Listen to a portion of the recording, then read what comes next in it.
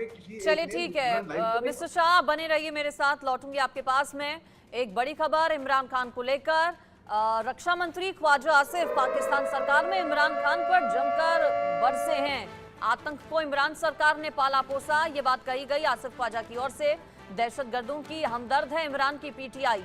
इमरान सरकार की वजह से 5000 तालिबान वापस आए, आरोप लगाया गया है पिछली सरकार पर ख्वाजा आसिफ की तरफ से, रक्षा मंत्री की ओर से। UK Devnath sir, blame game जो है वो अब पाकिस्तान में, ये तो सब जानते हैं कि वहां पर सरकार किसी भी पार्टी की रही हो, कोई भी वहां पर मुखिया रहा हो, लेकिन आतंक का साथ तो सभी ने दिया है। अब आरोप लगाया जा रहा है वहां पर पिछली सरकार पर। इमरान खान को इस पूरे आतंकवाद के लिए जिम्मेदार ठहरा रहे हैं रक्षा मंत्री वहां के।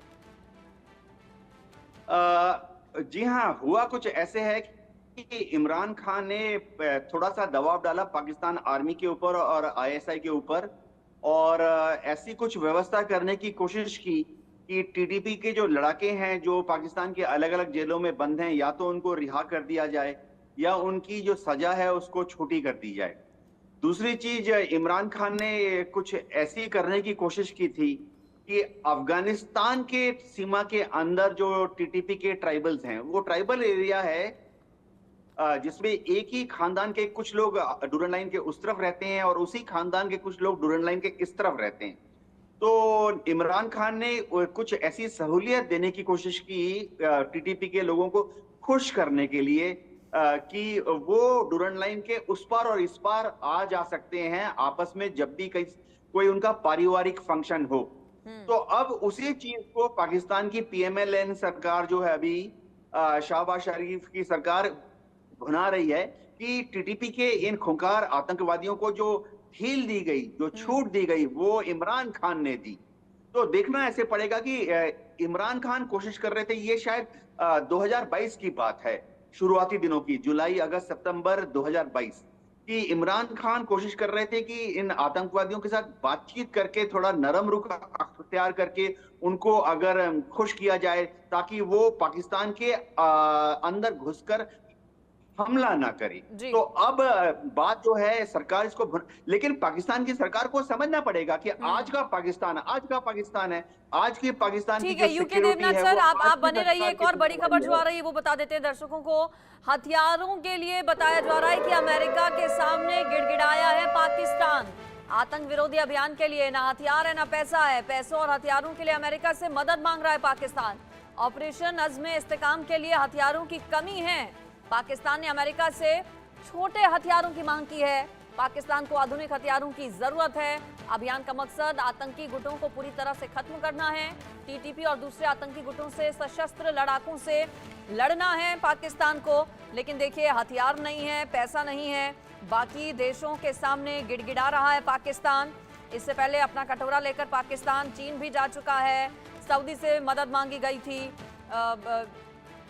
मिस्टर शाह, मेरा सवाल अब आपसे, ना जेब में पैसा है ना हथियार हैं, लेकिन बड़े ऑपरेशन का ऐलान कर दिया।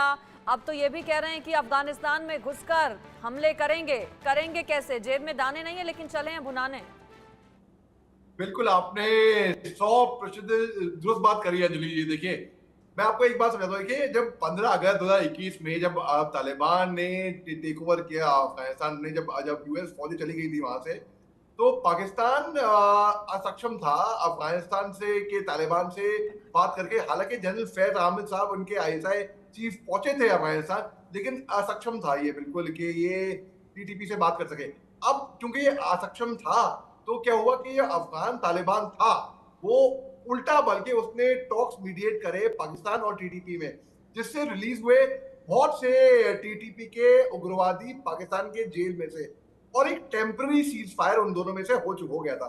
अब वो टेम्पररी सीज फायर 10 दिसंबर 2021 को खत्म हुआ। जब वो टेम्पररी सीज फायर खत्म हुआ तो टीटीपी ने और हमले दागने शुरू कर दिए पाकिस्तान के ऊपर। तो अब जब पाकिस्तानी एयर स्ट्राइक्स भी अफगानिस्तान के खोस्त और कुनर प्रोविंस के अंदर, ये 16 अप्रैल 2022 को हुआ था ये, तब क्या हुआ, तब दोनों के अंदर एक आक्रोश पैदा हुआ। अब पाकिस्तान के जो पूर्व प्रधानमंत्री थे, उन्हें वजीर आजम जुल्फिकार अली भुट्टो, पेंद्र भुट्टो के पिता, वो कहते थे कि पाकिस्तानी घास खा लेंगे लेकिन एटम बम जरूर बनाएंगे भैया। तो आज की तारीख में पाकिस्तान एक न्यूक्लियर पावर है, लेकिन फिर भी उसके बावजूद भी भिखारी का कटोरा लेके बैठना पड़ता है हर जगह पे। आप बड़ा हथियार ले लेंगे, आपको गोलियां बारू नहीं मिलेगा। आप क्या लोगे? पत्थर। आप बड़ी गाड़ी ले ली आपने, महंगी गाड़ी, आप पेट्रोल के पैसे नहीं है, क्या लोगे? पानी। तो पाकिस्तान का वही हाल है। बिल्कुल यही हाल है, बिल्कुल ठीक आपने कहा पाकिस्तान के इस वक्त। लेकिन बातें पाकिस्तान की ओर से जरूर बनाई जाती हैं, जरूर अन्य देशों से मदद मांगी जाती है, लेकिन फिर भी अपने आप को उस तरह से दिखाने की कोशिश होती है। लेकिन सब जानते हैं पाकिस्तान की हकीकत। आप दोनों मेरे साथ बने रहिएगा। देखिए, पाकिस्तान के पीओके में सेना और सरकार के खिलाफ लोग काफी दिनों से नाराज हैं, लेकिन सरकार है कि सुनने को तैयार नहीं है। अब यूनाइटेड कश्मीर पीपल्स नेशनल पार्टी के अध्यक्ष शौकत ने यूएन में पीओके में अत्याचार की बातों को जोरदार तरीके से उठाया है।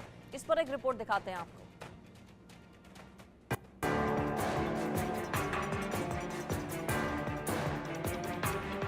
पीओके में अत्याचार, यूएन में उठी आवाज। सड़कों पर आवाम, पीओके में जारी संग्राम। नाइंसाफी से आवाम तरस्त, पाक सरकार मस्त। पीओके में फिर बगावत, शहबाज की बढ़ी मुसीबत। पीओके में मई महीने से पाकिस्तान के खिलाफ शुरू जन आक्रोश थमने के बजाय बढ़ता जा रहा है। सरकार सेना नेताओं के खिलाफ लोगों में नाराजगी घर कर गई है।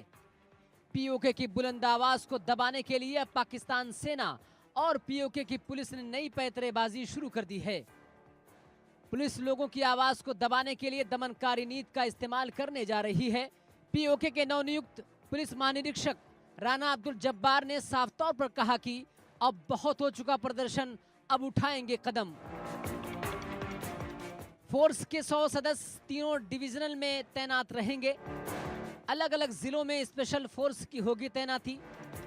अशांत इलाके में स्थिति को शांत करने के लिए बनाई गई है टीम। विरोध प्रदर्शनों को कुचलने के लिए बनाई गई स्पेशल फोर्स। दरअसल पाकिस्तान के कब्जे वाले कश्मीर यानी पीओके में मई में भारी विरोध प्रदर्शन हुआ था, जो आज भी रह रहकर हुंकार भर रहा है। बढ़ती महंगाई और संसाधनों के दुरुपयोग के विरोध में लोग हुजूम सड़कों पर है। प्रदर्शनों के दौरान 4 लोगों की मौत हो गई थी और तकरीबन 100 से ज्यादा लोग घायल हो गए थे। और अब पीओके की आवाज को जितना दबाने की कोशिश की जा रही है, वो आवाज उतनी बुलंद होती जा रही है। और फिर दुनिया भर में सेना की बर्बरता की तस्वीर बेनकाब भी हो रही है। इसलिए अब मामला संयुक्त राष्ट्र तक पहुंच चुका है।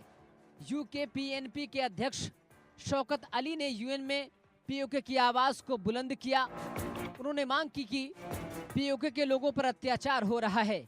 बिजली महंगाई की समस्या से जनता त्रस्त है। प्रशासन की नाइंसाफी से आवाम त्रस्त हो चुकी है। पीओके से पाकिस्तान हटाए अपनी सेना। पीओके में सेना के खिलाफ लोगों में भारी आक्रोश है। पाकिस्तान ने फ्रंटियर कोर यूनिट तैनात किया है। शहबाज सरकार को अपनी सेना हटानी चाहिए। पीओके में सरकार और सेना के खिलाफ आवाम सड़कों पर है। शहबाज सरकार के खिलाफ लोगों में भारी आक्रोश है। 26 जून से चल रहे चक्का जाम से लोगों को काफी परेशानी हो रही है, लेकिन सरकार है कि सुनने को तैयार ही नहीं है। Bureau report, India news.